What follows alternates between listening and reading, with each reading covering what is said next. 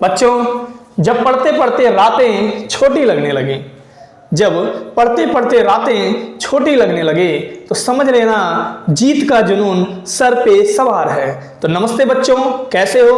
उम्मीद है आप सभी लोग अच्छे होंगे, आपकी तैयारी भी बेहतर तरीके से चल रही होगी।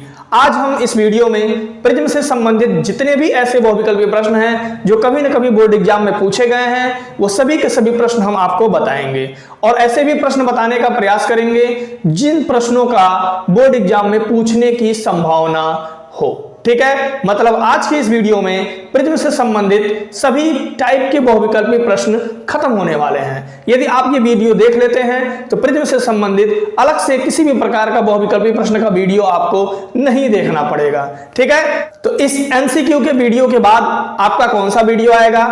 वो होगा प्रिज्म से संबंधित न्यूमेरिकल प्रश्न का वीडियो। न्यूमेरिकल प्रश्न के वीडियो में भी ऐसे सभी प्रश्न होंगे जो कभी न कभी बोर्ड एग्जाम में पूछे गए हैं। आपसे रिक्वेस्ट है, प्रिज्म से संबंधित न्यूमेरिकल प्रश्न का वीडियो आने से पहले प्रिज्म के मैराथन क्लास को आप अच्छे से देख लें, उसमें बताए गए डेरिवेशन को आप समझ लें ताकि आपका कॉन्सेप्ट क्लियर रहे और न्यूमेरिकल लगाने में आपको तनिक भी दिक्कत न हो। ठीक है, प्रिज्म के मैराथन क्लास में एक मोस्ट इंपॉर्टेंट डेरिवेशन हम आपको करा रखे हैं, उस डेरिवेशन को आप अच्छे से जरूर सीख लें। वो डेरिवेशन क्या है? प्रिज्म के अपवर्तनांक का सूत्र। प्रिज्म के अपवर्तनांक का सूत्र क्या होता है? n बराबर sine del m plus a बटा 2 अपान साइन a बाई 2। ठीक है, तो मैराथन क्लास के वीडियो से इस डेरिवेशन को आप जरूर सीख लेंगे क्योंकि इस डेरिवेशन की एग्जाम में पूछने की संभावना रहती है इस चैप्टर से। बात समझ गए? ये बहुत बड़ा चैप्टर नहीं है, छोटा सा चैप्टर है, एक डेरिवेशन है, समझ गए? बाकी थोड़े बहुत न्यूमेरिकल्स हैं, थोड़े बहुत बहुविकल्पीय प्रश्न हैं। प्रिज्म का जो चैप्टर है बहुत ही छोटा चैप्टर है, इसको आप यदि पढ़ेंगे तो बहुत जल्दी से प्रिज्म के सभी कॉन्सेप्ट, सभी बहुविकल्पीय प्रश्न और सभी न्यूमेरिकल क्वेश्चंस क्लियर हो जाएंगे। ठीक है, यदि आप तीनों वीडियो देख लेते हैं तो आपको अलग से प्रिज्म के बारे में कुछ भी नहीं पढ़ना पड़ेगा। पहला वीडियो क्या? प्रिज्म का मैराथन क्लास, दूसरा प्रिज्म का बहुविकल्पीय प्रश्न, तीसरा प्रिज्म का न्यूमेरिकल क्वेश्चन। यदि जरूरत पड़ेगी तो प्रिज्म के ऐसे भी प्रश्न हम बताएंगे जो 1 नंबर में, 2 नंबर में या 3 नंबर में पूछता है। यदि आप मैराथन क्लास का वीडियो देख लेते हैं तो 1 नंबर, 2 नंबर, 3 नंबर से संबंधित जितने भी प्रश्न आपके बोर्ड एग्जाम में बनेंगे, ठीक है, सभी के सभी प्रश्न आप आराम से कर पाएंगे। ठीक है, तो चलिए हम स्टार्ट करते हैं प्रिज्म से संबंधित पहला बहुविकल्पीय प्रश्न। क्या है पहला प्रश्न? क्या है बता दें? देखो, कह रहा है 60 अंश प्रिज्म के अपवर्तक पृष्ठ पर जब प्रकाश की किरण 50 अंश पर आपतित होती है, ठीक है, तब किरण अल्पतम विचलित होती है, तो विचलन कोण ज्ञात कीजिए। बात आप समझना, किरण अल्पतम विचलित हो रही है, ठीक है, मतलब प्रिज्म जो है अल्पतम विचलन की स्थिति में जा रहा है, तो जो आपका विचलन कोण होगा वो अल्पतम विचलन कोण होगा। अल्पतम विचलन कोण को हम डेल m से प्रदर्शित करते हैं। ठीक है, अब आप ध्यान देना, 60 अंश प्रिज्म के अपवर्तक पृष्ठ, अपवर्तक पृष्ठ मतलब प्रिज्म का अपवर्तक कोण a बराबर दिया है 60 अंश। कह रहा है कि 50 अंश पर आपतित होती है, मतलब आपतन कोण आपका दिया है 50 अंश। फिर कह रहा है कि किरण क्या है? अल्पतम विचलित हो जाती है, तो विचलन कोण ज्ञात कीजिए। मतलब हमको डेल m निकालना है। डेल m को बोलते हैं हम अल्पतम विचलन कोण। ठीक है, तो आपतन कोण का जो मान होता है I बराबर, वो होता है डेल m प्लस a बटे 2। ठीक है, मैराथन क्लास में प्रिज्म के अपवर्तनांक के सूत्र में हम आपको बताए हैं कि I बराबर डेल m प्लस a बटे 2 कैसे होता है। ठीक है, तो 2 को I से मल्टीप्लाई करो, मीन्स क्रॉस मल्टीप्लाई करो, 2I बराबर हो गया डेल m प्लस a। ठीक है, a को आप इधर ट्रांसफर कर लो तो 2I माइनस a बराबर हो जाएगा डेल m, तो मतलब डेल m बराबर हो गया 2I है ना, तो 2 गुणे I मीन्स आपतन कोण, आपतन कोण का मान आपका क्या है? 50। ठीक है, a मीन्स अपवर्तक कोण या प्रिज्म कोण, प्रिज्म कोण का मान है 60। ठीक है, तो डेल m बराबर हो जाएगा 50 दूना 100 माइनस 60, तो डेल m बराबर 100 में से 60 गया 40। ठीक है, मतलब अल्पतम विचलन कोण का मान आ जाएगा 40 अंश। तो इसका पहला ऑप्शन क्या हो जाएगा, सही हो जाएगा। उम्मीद है आपको ये प्रश्न अच्छे से समझ में आया होगा। ठीक है, कॉन्सेप्ट क्लियर रहेगा ना बच्चों। तो ऐसा कोई प्रश्न होगा ही नहीं कि आपको समझ में न आवे। ठीक है, यदि आपको पहला प्रश्न समझ में आया है तो कमेंट करके बताओ। ठीक है, और लाइक करके अपनी उपस्थिति को दर्ज कराओ। समझ गए।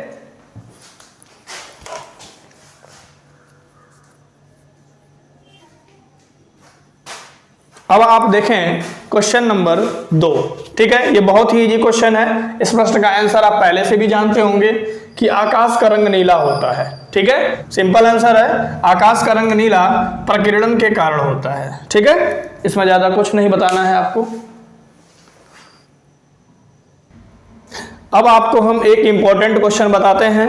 ठीक है, ये प्रश्न बहुविकल्पी में अक्सर पूछता है। कह रहा है कि एक प्रिज्म के लिए अल्पतम विचलन कोण का मान 30 अंश है। ठीक है, तो अल्पतम विचलन कोण आपका होता है डेल एम।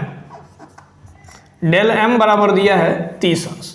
फिर कह रहा है कि प्रिज्म कोण 60 अंश है। प्रिज्म कोण ए बराबर होता है 60 अंश। हमसे निकालने को कह रहा है प्रिज्म के पदार्थ का अपवर्तनांक ज्ञात कीजिए। ठीक है, क्या निकालना है, प्रिज्म के पदार्थ का अपवर्तनांक। तो प्रिज्म के पदार्थ के जो अपवर्तनांक का सूत्र है वो n बराबर होता है साइन डेल एम प्लस ए बटा 2 होल अपान साइन ए बटा 2। ठीक, अब आप देखो साइन डेल एम की वैल्यू क्या है, 60 है, और प्रिज्म कोण का डेल एम की वैल्यू है 30 और प्रिज्म कोण की वैल्यू है 60 बटे 2 होल अपान साइन। प्रिज्म कोण की वैल्यू क्या है, 60 बटे 2। मतलब n बराबर आपका हो जाएगा साइन 60 और 30 90, 90 बटे क्या हो गया 2। ठीक है, 90 बटे 2 अपान, अब देखो 2 से 60 को कट कर दो, ये हो जाएगा साइन 30। ठीक, n तो यहाँ 2 से कट कर दो, क्या हो जाएगा ये 45 बटे हो जाएगा साइन 30। ठीक, और साइन 45 की वैल्यू क्या होती है, 1 बटे करड़ी में 2, और साइन 30 की वैल्यू होती है 1 बटे 2।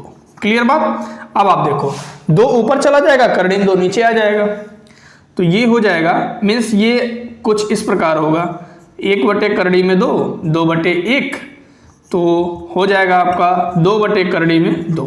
जब ऐसी स्थिति उत्पन्न होती है तो हम परमीकरण करते हैं। ठीक है, तो परमीकरण हम कैसे करते हैं, देखो आप अच्छे से, n बराबर हो जाएगा 2 बटे करड़ी में 2, मतलब करड़ी में 2 से नीचे ऊपर हम मल्टीप्लाई करेंगे, यहाँ हो जाएगा करड़ी में 2 बटे करड़ी में 2। ठीक, तो 2 का करड़ी में 2 में मल्टीप्लाई करेंगे तो 2 करड़ी में 2, और करड़ी में 2 का करड़ी में 2 से करेंगे तो आ जाएगा 2। ठीक है, तो 2 से 2 आपका कट गया, तो अपवर्तनांक n बराबर आ गया करड़ी में 2।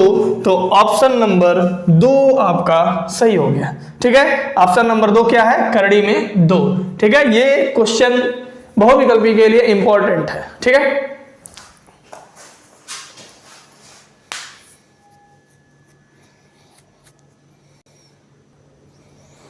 ये जो बहुविकल्पी प्रश्न है सब्जेक्टिव थ्योरेटिकल टाइप का है। ठीक है, आपको हम पढ़ाए थे प्रिज्म से श्वेत प्रकाश का अपवर्तन, प्रिज्म द्वारा श्वेत प्रकाश का अपवर्तन। जब प्रिज्म द्वारा श्वेत प्रकाश का अपवर्तन होता है तो श्वेत प्रकाश अपने अवयवी रंगों में विभाजित हो जाता है। उसके अवयवी रंग होते हैं 7, नीचे से ऊपर तक हम काउंट करते हैं, जिसका शॉर्टकट होता है विबग्योर। ठीक है, तो सबसे पहले जो विचलन होता है लाल रंग का होता है, और सबसे बाद में जो विचलन होता है वो बैगनी रंग का होता है। अब आप देखो प्रश्न क्या है। प्रश्न कह रहा है कि प्रिज्म से गुजरने पर निम्नलिखित में से किस रंग के प्रकाश का विचलन अधिकतम होगा। ठीक है, तो सबसे पहले विचलित कौन सा होता है, लाल रंग होता है। मीन्स यदि प्रश्न पूछता कि सबसे कम विचलन किसका होगा तो आंसर होता लाल रंग, लेकिन पूछा किसका है कि सबसे अधिक विचलन किस रंग का होगा। ठीक है, तो लास्ट में आपका बैगनी रंग है, तो बैगनी रंग का विचलन सबसे अधिक होता है। बात समझ में आ गई। तो आपका ऑप्शन नंबर 2 सही हो जाएगा। इस क्वेश्चन को पलट के यदि पूछ देता कि किस रंग के प्रकाश का विचलन न्यूनतम होता है, तो न्यूनतम विचलन में आपका लाल रंग होता है और अधिकतम विचलन में आपका क्या होता है, बैगनी रंग होता है। अब आप ध्यान देना, लाल रंग का विचलन न्यूनतम होता है, उसका वेग ज्यादा होता है, लाल रंग का अपवर्तनांक कम होता है, ठीक है। बैगनी रंग का वेग कम होता है, अपवर्तनांक ज्यादा होता है। इन सब पॉइंट को भी आप ध्यान रखिएगा, इन सब पॉइंट पे भी बहुविकल्पी प्रश्न बन सकता है, ठीक है। और एक प्रश्न और कि प्रकाश के अपवर्तन की घटना में प्रकाश की ऐसा कौन सा अभिलक्षण है जो बदलता नहीं है, तो वो होती है आवृत्ति। क्या होती है, आवृत्ति। अभी हम आपको बताया कि श्वेत प्रकाश का जब हम प्रिज्म से अपवर्तन करते हैं तो सबसे कम विचलन होता है लाल रंग का, सबसे ज्यादा वेग लाल रंग का और सबसे कम अपवर्तनांक लाल रंग का। मीन्स जिसका वेग ज्यादा होगा, जिस प्रकाश के रंग का या जिस रंग के प्रकाश का वेग ज्यादा होगा, उस रंग के प्रकाश का अपवर्तनांक क्या होगा, कम होगा। बैगनी रंग सबसे अधिकतम विचलन है उसका, मतलब सबसे लास्ट में आ रहा है, तो समझ लो उसका वेग क्या है, कम है, और उसका अपवर्तनांक क्या है, ज्यादा है। बात क्लियर?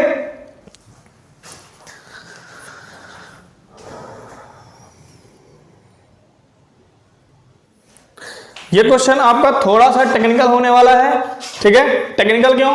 क्योंकि इस प्रश्न में त्रिकोणमिति के सूत्र का प्रयोग होने वाला है, ठीक है। हम आपको बता दें कौन सा सूत्र प्रयोग होगा।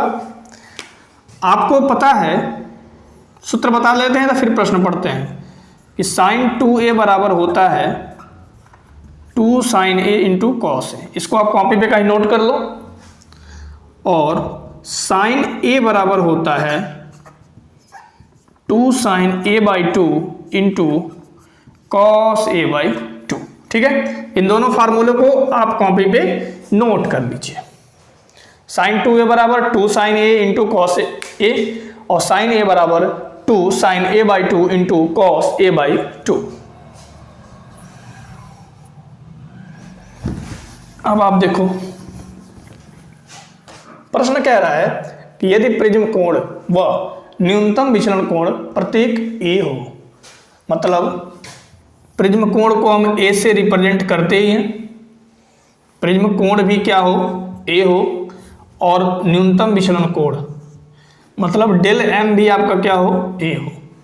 क्या कह रहा है, प्रिज्म कोण तथा न्यूनतम विचलन कोण प्रत्येक a हो तो प्रिज्म के पदार्थ का अपवर्तनांक होगा, ठीक है। तो प्रिज्म के पदार्थ के अपवर्तनांक का जो सूत्र होता है वो होता है sine del m plus a बटा 2 अपान साइन a बाई 2, ठीक है। इसका डेरिवेशन आप जरूर पढ़ लीजिएगा, तैयार भी कर लीजिएगा, ठीक है।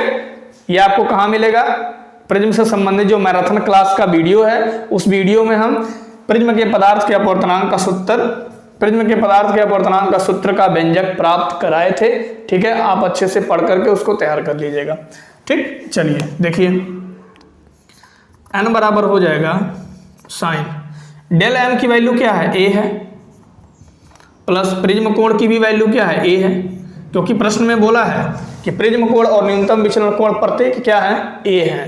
तो हमें निकालना है पदार्थ का अपवर्तनांक, ठीक। थोड़ा सा टेक्निकल है, ज़्यादा टेक्निकल नहीं है। ये हो जाएगा साइन a बाई 2। अब आप इसे लिख सकते हैं साइन a और a हो गया आपका 2a बटा 2 होल अपान साइन a बटा 2, ठीक। अब देखो n बराबर 2 से 2 कैंसिल हो गया, ये आपका हो गया साइन a बटे नीचे हो गया साइन a बाई 2, ठीक। तो अभी हम आपको सूत्र बताए थे क्या, कि साइन a बराबर होता है 2 sine a by 2 into cos a by 2। याद है ना, अभी जस्ट 2 4 5 सेकंड पहले बताया हूँ, ठीक है। तो n बराबर हो जाएगा साइन a की जगह ये पूरी वैल्यू पुट कर दो, तो ये हो जाएगा आपका 2 sine a by 2 into cos a by 2 whole upon sine a by 2, ठीक। तो साइन a बाई 2 से साइन a बाई 2 क्या हो गया, कैंसिल हो गया। तो n जो प्रिज्म के पदार्थ का अपवर्तनांक है वो आपका आ गया 2 cos a बाई 2। क्लियर? तो अब आप देखें कौन सा ऑप्शन आपका सही होगा। तो ऑप्शन नंबर 2 आपका सही हो जाएगा 2 cos a। ठीक है, प्रिज्म के पदार्थ का अपवर्तनांक जो आ गया 2 cos a। क्लियर?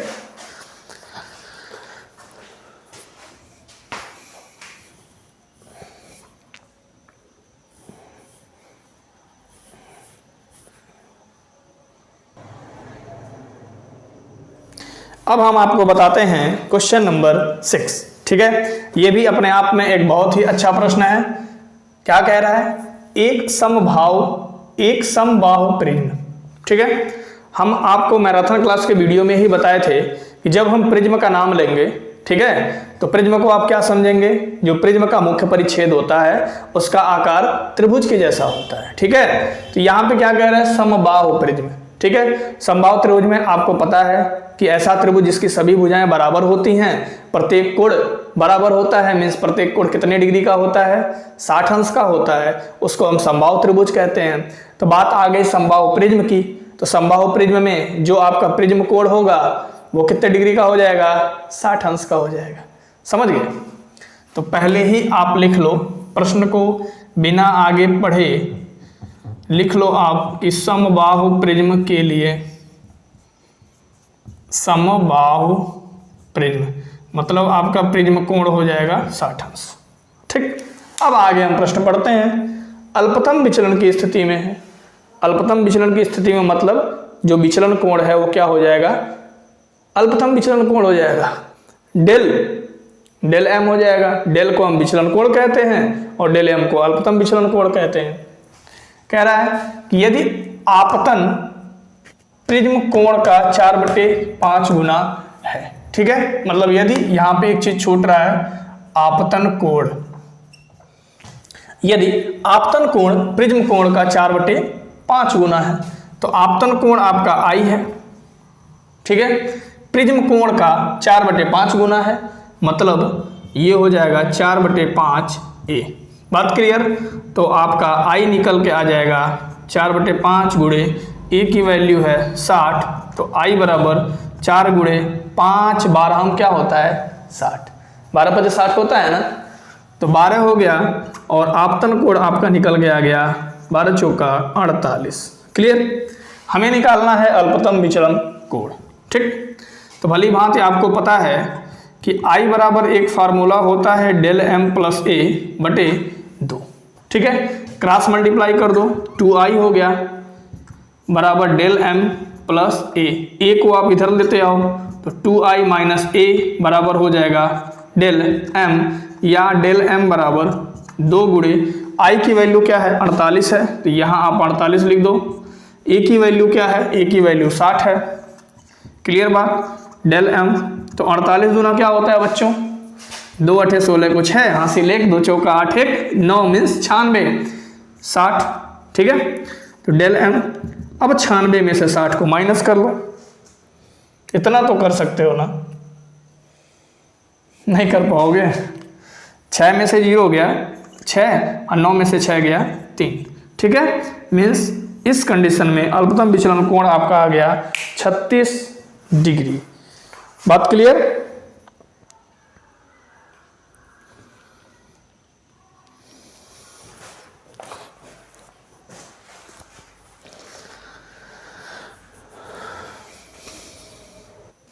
अब हम आपको बताते हैं बहुत ही इजी क्वेश्चन। ठीक है, कौन सा क्वेश्चन है? ए कोण वाले प्रिज्म के पदार्थ का अपवर्तनांक करड़ी में 2 है। ठीक है, मतलब अपवर्तनांक n आपका दे रखा है करड़ी में 2। क्लियर बात? और कह रहे हैं न्यूनतम विचलन कोण 90 माइनस ए है, मतलब न्यूनतम विचलन कोण आपका होता है डेल एम, ये आपका दे रखा है 90 माइनस ए। क्लियर? ए का मान ज्ञात कीजिए। उम्मीद है इस चैप्टर का फार्मूला आपको पता होगा। ठीक है, फार्मूला जब तक याद नहीं रहेगा ना, न्यूमेरिकल लगाने में मजा नहीं आएगा। फार्मूले को आप याद रखो बट कॉन्सेप्ट के साथ। कॉन्सेप्ट प्लस फार्मूला मिल गया ना तो न्यूमेरिकल फटाक से लग जाएगा।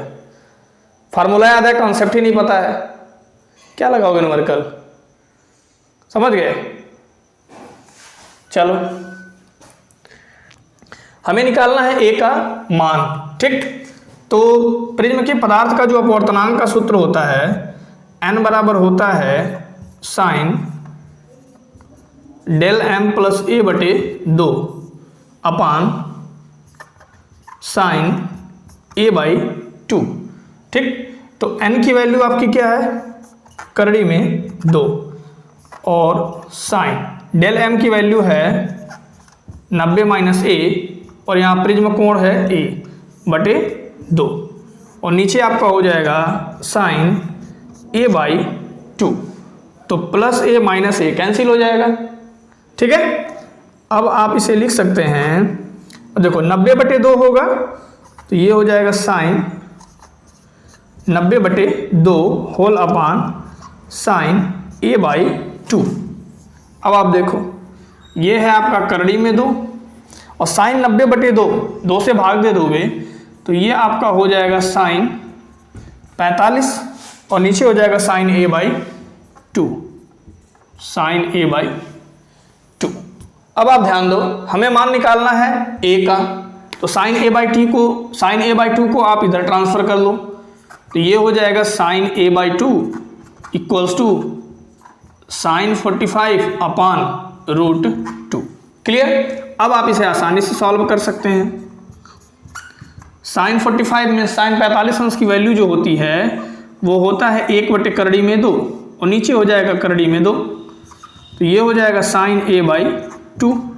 अब करड़ी में 2 ये बटे में है ऊपर में, ठीक है, ये नीचे आ जाएगा, मीन्स 1 बटे हो गया करड़ी में 2 गुणे करड़ी में 2 बराबर, जब 2 संख्या करड़ी में होती है सेम संख्या तो गुणा करते हैं तो करड़ी क्या होती है, हट जाती है, और वही संख्या लिख देते हैं। मीन्स करड़ी में 2 का करड़ी में 2 से यदि मल्टीप्लाई होगा तो क्या आएगा, 2। अब आप देखो 1 बटा 2 को हम लिख सकते हैं साइन 30 अंश। अब यहाँ से आप कंपेयर कर लो, साइन से साइन क्या हो गया, खत्म हो गया, तो a बाई 2 बराबर हो गया 30। ठीक, तो a बराबर हो गया 2 का इधर क्रॉस मल्टीप्लाई हो जाएगा, तो 2 का 30 में मल्टीप्लाई करोगे तो क्या आएगा, 2 30 60। क्लियर, अब आप बताओ इस क्वेश्चन का आंसर क्या होगा, ऑप्शन नंबर 3। क्लियर,